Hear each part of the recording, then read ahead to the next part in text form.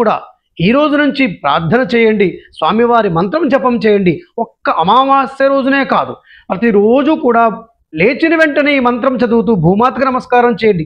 ఆ రోజంతా కూడా మీకు శుభం జరుగుతుంది.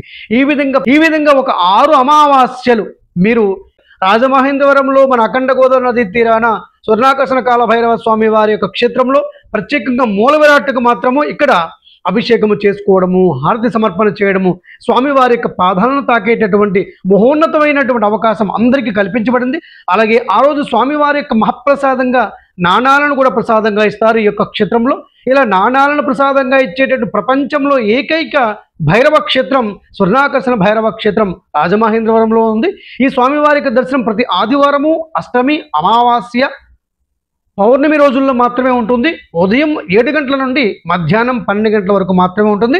మిగతా సమయాల్లో స్వామివారి దర్శనం ఉండదు. ఈ విధంగా ఆ రోజుల్లో స్వామివారిని దర్శించి స్వామివారి సంపూర్ణ అనుగ్రహానికి పాత్రలు కాగలరు. శుభం.